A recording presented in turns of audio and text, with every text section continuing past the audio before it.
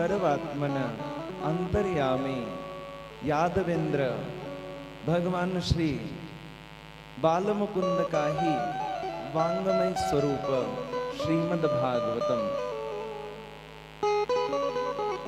के सप्ताह ज्ञान यज्ञ कथा के क्रम में द्वितीय दिवस की कथा में मैं प्रवेश करूं, उससे पूर्व यज्ञ मंडप में आवाहित, विराजित, आराधित, पूजित, स्थापित सभी देवी देवताओं को यज्ञ मंडप व कथा मंडप में विराजमान सभी ब्राह्मणों के संगीत में साथ देने वाले सभी संगीताचार्य जनों के, श्रोताओं के, भगवान के उन सभी परिकरों के जो कि श्रीमद् भागवत महापुराण को प्रत्यक्ष व अप्रत्यक्ष उपस्थित होकर के सुनने को आते हैं, मैं सभी के हृदय को परमात्मा का ही विश्राम स्थल मान करके व्यासपीठ से प्रणाम करता हूँ। जय जय श्री राधे, जय जय श्री राधे, जय जय श्री राधे। महाराज, श्रीमद् भागवत महापुराण की कथा अतीव दुर्लभ है। मैं निवेदन करूं, अतीव दुर्लभ। यूं तो इस संसार में बहुत सी चीजें दुर्लभ है, लेकिन भागवत की कथा महाराज अतीव दुर्लभ है, अतीव दुर्लभ। दुर्लभो मानुषो देहि देहिनां क्षणभंगुरः तत्रापि दुर्लभं मन्ये वैकुंठ प्रिय दर्शनम। यह मनुष्य का शरीर महाराज बहुत दुर्लभ है। तत्रापि दुर्लभम मन्ये वैकुंठ प्रिय दर्शनम। उस पर भी दुर्लभ क्या है? भगवान के भक्तों का, संतों का, महात्माओं का दर्शन। लेकिन सबसे अधिक दुर्लभ क्या है महाराज? कभी ऐसा शुभ संयोग बन जाए कि मानव की योनि भी प्राप्त है, किसी साधु सज्जन संत पुरुष की शरण भी मिली हुई है, और उस पर से तीसरी चीज जो अतीव दुर्लभ है, श्रीमद् भागवत कथा का श्रवण। धन्या भागवती वार्ता प्रेत पीड़ा विनाशिनी। तुम मनुष्यों की छोड़ो महाराज, जो प्रेतों को भी, पितरों को भी सुख प्रदान कर देती है, ऐसी श्रीमद् भागवतम के कथा का कौन वक्ता महात्म्य वर्णन कर सकता है महाराज? कौन वक्ता महात्मा का वर्णन कर सकता है? असंभव सा ही प्रतीत होता है। लेकिन मैं निवेदन करना चाह रहा हूं, जीवन में यदि श्रीमद् भागवत की कथा का श्रवण का यदि दुर्लभ, अतीव दुर्लभ संयोग प्राप्त हो जाए ना, तो मनसा वाचा कर्मणा दत्त चित्त हो करके भगवान की इस दिव्य कथा रस का श्रवण करो महाराज। यह जो कथा है ना, ये भावुक जनों के लिए, भगवान का जो विरह जनित दुख भोगते हैं ऐसे भक्तों के लिए, उनके मिलन का साधन ही है महाराज। अमृत स्वरूपा ही है यह कथा। नारद भक्ति सूत्र में देवर्षि नारद कहते हैं, भक्तों में श्रेष्ठ भक्तों की जब वे गणना करने चलते हैं ना, उदाहरण किसका देते हैं? यथा व्रज गोपिकानाम।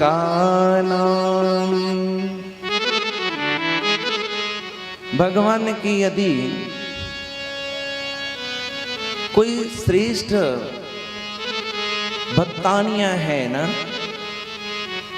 भगवान के लीला रस का यदि किन्हीं ने सच्चे अर्थों में आस्वादन किया है ना, विरह की दसम अवस्था तक जो भक्तानियां पहुंच चुकी थी महाराज, वे गोपिका जन ही हैं, वो गोपियां ही हैं।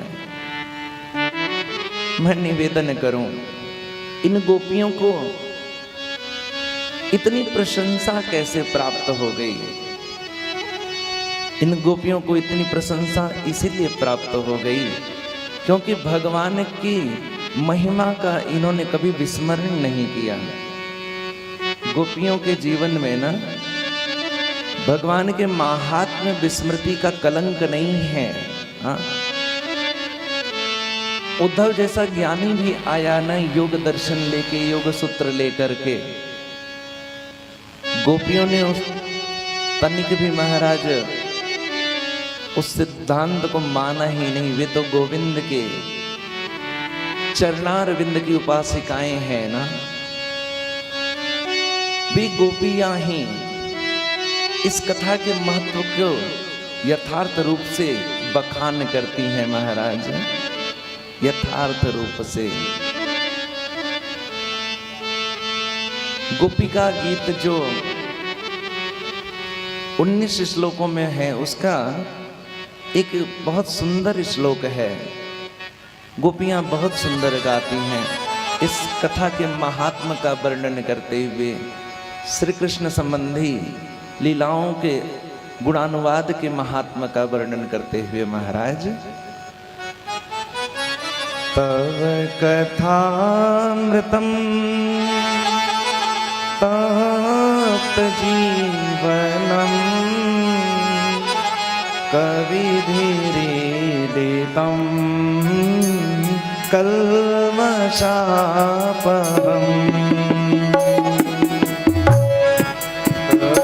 कथामृतं तप्त जीवनं कविधिरीडितं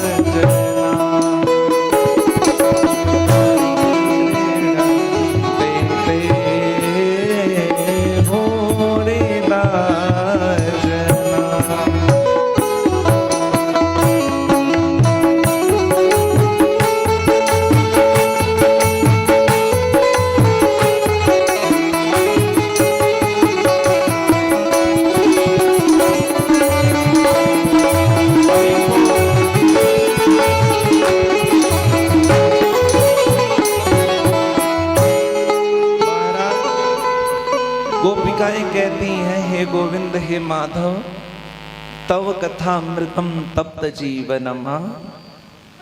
जो तुम्हारी लीला कथाएं हैं ना, तुम्हारी लीलाओं से युक्त कथाएं हैं ना, वे विरही जनों के लिए, भावुक जनों के लिए, तुम्हारे प्रेम में अनुरक्त जीवों के लिए अमृत स्वरूपा है महाराज। देखो, नारद भक्ति सूत्र में नारद जी भक्ति के लिए कहते हैं अमृत स्वरूपाच, कि भक्ति जो है भगवान की ना, वही सच्चे अर्थों में अमृत स्वरूपा है, अमृत स्वरूपिणी है। लेकिन गोपिकाएं थोड़ा और आगे बढ़ जाती हैं। वे कहती हैं तव कथामृतम तप्त जीवनम, तुम्हारी कथा ही अमृत स्वरूपा है जी। भक्ति में भी जो श्रवण भक्ति है महाराज, कानों के द्वारा जो लीला कथा रस का आस्वादन करते हैं, वास्तव में वे विरही जन परमात्मा को इस कथा के माध्यम से ही महाराज पा लेते हैं।